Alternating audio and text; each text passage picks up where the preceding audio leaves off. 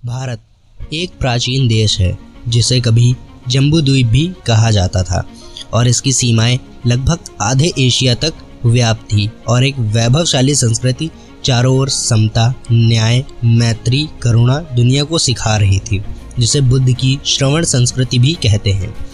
बुद्ध की एक क्रांति विषमतावादियों के पाखंड व अंधविश्वास के सीने पर ऐसा चढ़कर आई, इसी का मलाल विषमतावादियों को था।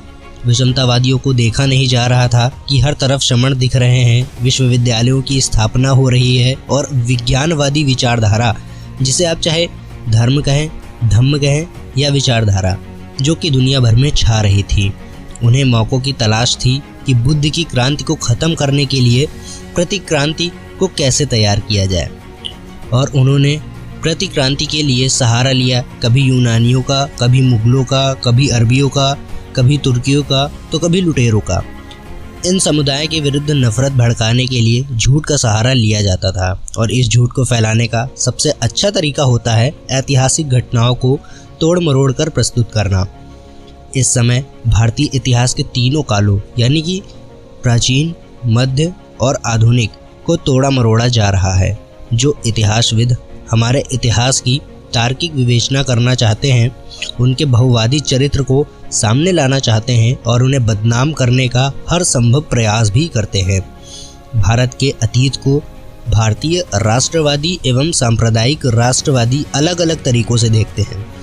दोनों की इतिहास की समझ और विवेचना एक दूसरे से अलग ही नहीं, परस्पर विरोधाभासी भी है। कई इतिहासकारों ने सांप्रदायिक तत्वों द्वारा इतिहास के साथ छेड़छाड़ का अपनी पूरी ताकत से मुकाबला किया। जिन बौद्ध इमारतों पर हमले हुए उनमें नालंदा विश्वविद्यालय शामिल था, जहां के अत्यंत समृद्ध और विशाल पुस्तकालय, जिसे रत्न बोधि भी कहा जाता था, जलाकर राख कर दिया गया। इस प्राचीन अध्ययन केंद्र को नष्ट करने के लिए खिलजी को जिम्मेदार ठहराया गया। नालंदा एक बौद्ध विश्वविद्यालय था जिसकी स्थापना 450 ईसा पूर्व में हुई थी और यह भारतीय इतिहास में सबसे लंबे समय तक चलने वाला विश्वविद्यालय था। इसके शिखर पर 10,000 से अधिक छात्र और 2,000 से अधिक संकाय सदस्य थे, जो कि छात्राओं को पढ़ाने का काम करते थे। ऐसा माना जाता था कि नालंदा शब्द की उत्पत्ति नालम यानी कमल या दो नालंदा शब्द से हुई है, जिसका अर्थ ज्ञान देने वाला है। नालंदा विश्वविद्यालय स्थापत्य कला एक अद्भुत नमूना है। आपको जानकर हैरानी होगी कि इस विश्वविद्यालय में 300 कमरे, 7 बड़े बड़े कक्ष और अध्ययन के लिए 9 मंजिला एक विशाल पुस्तकालय था, जिसमें एक समय 3 लाख से भी अधिक किताबें मौजूद होती थी। नालंदा को तक्षशिला के बाद दुनिया का सबसे प्राचीन विश्वविद्यालय माना जाता है। वहीं आवासीय परिसर के तौर पर यह पहला विश्वविद्यालय है। यह 800 साल तक अस्तित्व में रहा। इस विश्वविद्यालय में विद्यार्थियों का चयन मेरिट के आधार पर होता था और यहाँ छात्रों को निःशुल्क शिक्षा दी जाती थी। इसके साथ उनका रहना और खाना पूरी तरह से निःशुल्क होता था। इस विश्वविद्यालय में एक समय में 10,000 से ज़्यादा विद्यार्थी शिक्षा ग्रहण करते थे और 2,000 से ज़्यादा अध्यापक उन्हें शिक्षा देते थे। नालंदा सिर्फ भारत में ही नहीं बल्कि कोरिया, जापान, चीन, Tibet, Indonesia, Iran, Greece, Mongolia समेत कई दूसरे देशों के छात्र भी यहाँ पढ़ने आते थे। जैसा कि आज के समय में यहाँ के छात्र दूसरे देशों में पढ़ने के लिए जा रहे हैं, लेकिन उस समय में उस प्राचीन भारत में बाहरी देशों से छात्र भारत में यानी नालंदा विश्वविद्यालय में पढ़ने के लिए आते थे। इस विश्वविद्यालय की स्थापना का उद्देश्य ध्यान और आध्यात्म के लिए एक स्थान बनाने से था।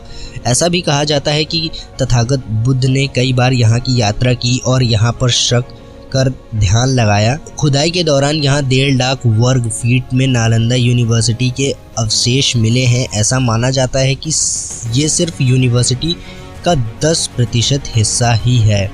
नालंदा शब्द संस्कृत के 3 शब्दों से बना है। न, आलम, द के संधि विच्छेद से बना है। इसका अर्थ ज्ञान रूपी उपहार पर कोई प्रतिबंध न रखना से है। नालंदा की तर्ज पर नई नालंदा यूनिवर्सिटी बिहार के राजगीर में बनाई गई है। इसे 25 नवंबर 2010 को स्थापित किया गया था। जब छात्रों और शिक्षकों का नरसंहार किया गया और विशाल विश्वविद्यालय की पुस्तकालय को जला दिया गया था, तब वर्तमान में जो कुछ भी बचा है वह व्यापक एक खंडहर है जो कि 14 हेक्टेयर क्षेत्र में फैला हुआ है। नालंदा में एक पुस्तकालय था जिसमें 3 बहुमंजिला इमारत शामिल थी। वह धर्म, व्याकरण, दर्शन, खगोल विज्ञान, ज्योतिषी, चिकित्सा, कानून आदि विषयों पर सैकड़ों पांडुलिपियों और पुस्तकों का घर रहे होंगे।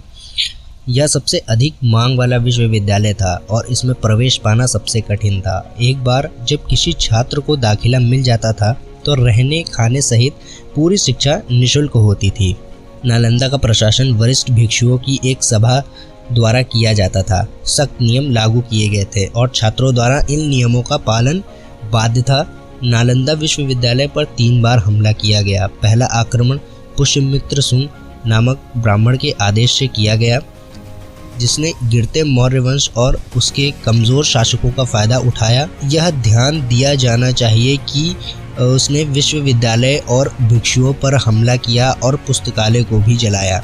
यह आक्रमण केवल बौद्धों के विरुद्ध था। मौर्य वंश के पतन के बाद एक बार फिर विश्वविद्यालय का पुनर्निर्माण किया गया और एक बार फिर से नालंदा के गौरव को बहाल। तो दोस्तों आज की वीडियो में बस इतना ही। मिलते हैं एक नई वीडियो में एक नए टॉपिक के साथ। तब तक नमो बुद्धाय, जय सम्राट अशोक महान।